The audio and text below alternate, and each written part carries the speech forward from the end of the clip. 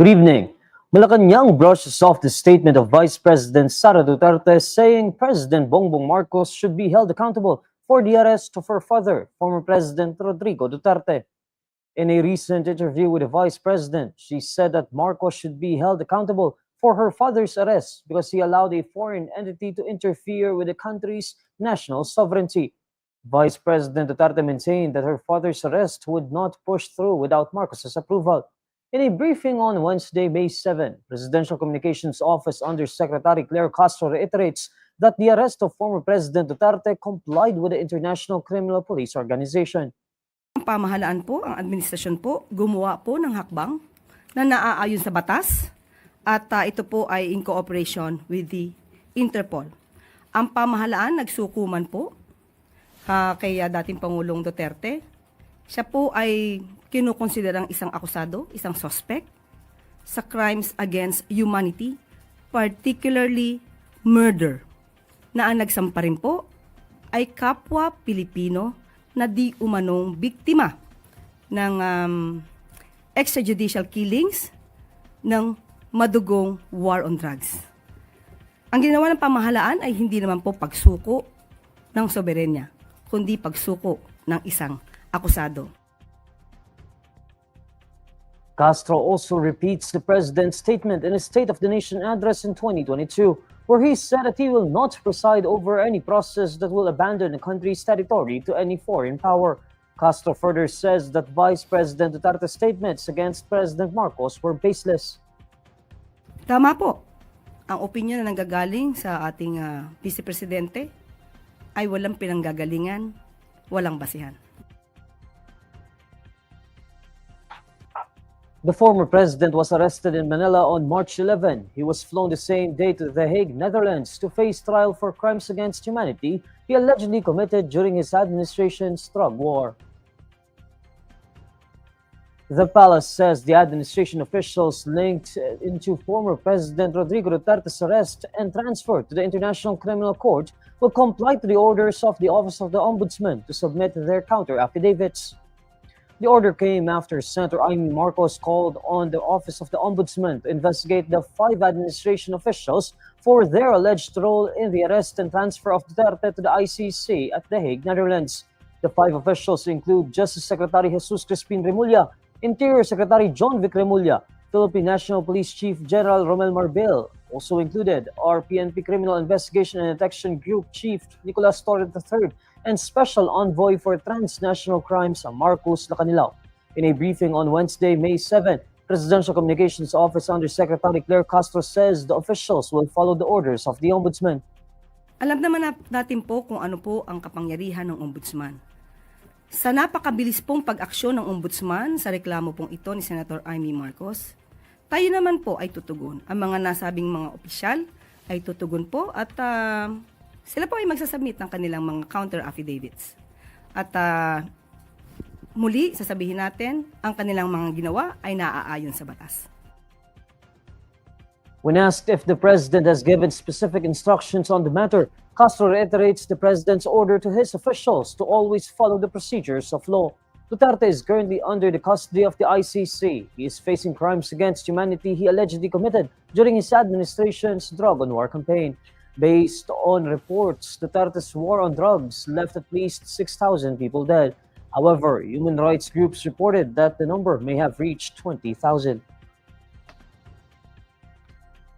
President Bongbong Marcos has ordered a thorough investigation into the dredging and reclamation activities in the Philippine waters, according to the palace. This after the National Intelligence Coordinating Agency bared that sand from the Philippines' coastal areas was being used in China's reclamation activities in the West Philippine Sea.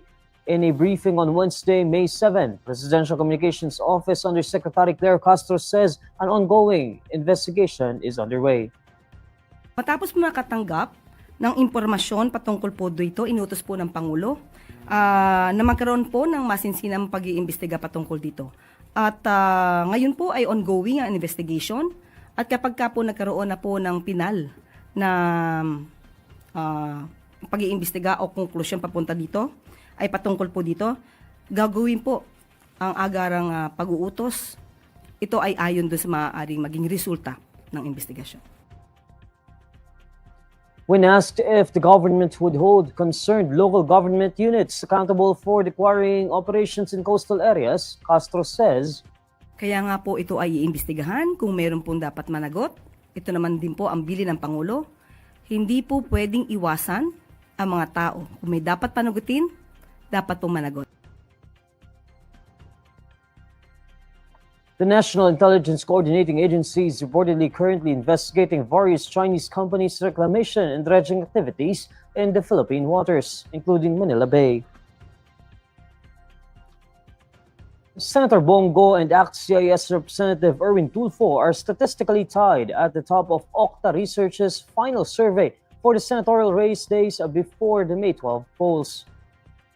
Based on Octa's Tugon ng Masa poll, both Go and Tulfo are in the first and second ranks, with Go having 56.8% voter preference, while Tulfo had 52.7% voter preference.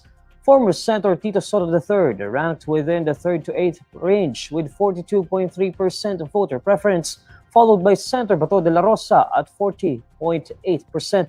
TV personality Ben Tulfo, Senator Pia Cayetano, and Senator Bong Revilla all fall within the 3rd to 10th statistical range.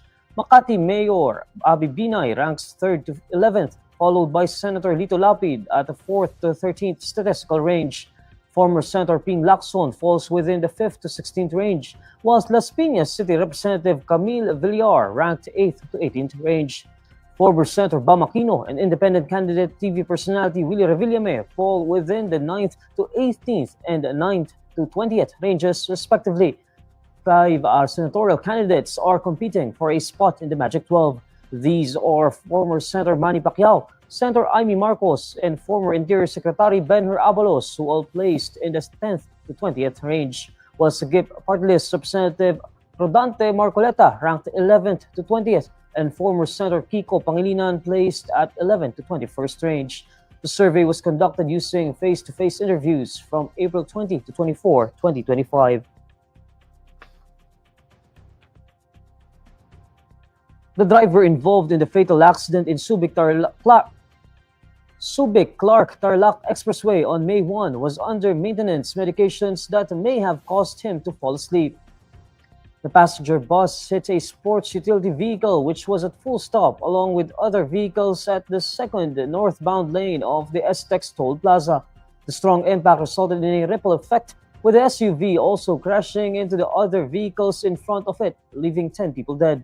In an interview on Wednesday, May 7, Land Transportation Franchising and Regulatory Board Chairman Teofilo Guadis III says that based on initial findings, the driver of the bus took his maintenance medicines after his lunch on the day of the accident. In result, Guadis says the medicines made the driver drowsy. With these findings, Guadis says their concern now is to establish if the management of the bus is aware of the driver's medical condition as part of its health protocol. However, in a separate interview, Attorney Alex Versosa, who represented the management of the bus and its drivers, say that the driver last took his medicine a day before the accident. According to Versosa, the bus driver said he didn't take the medicines on the day of the accident. However, Versosa reveals that the driver admitted to have fallen asleep at the wheel when the incident happened. Furthermore, the driver also confessed that he did not tell his company that he was taking maintenance medication, as he did not regularly take the medicines. Meanwhile, Versosa notes that the incident occurred during the driver's first trip of his shift. Versosa also denies any claims that the driver might be overworked.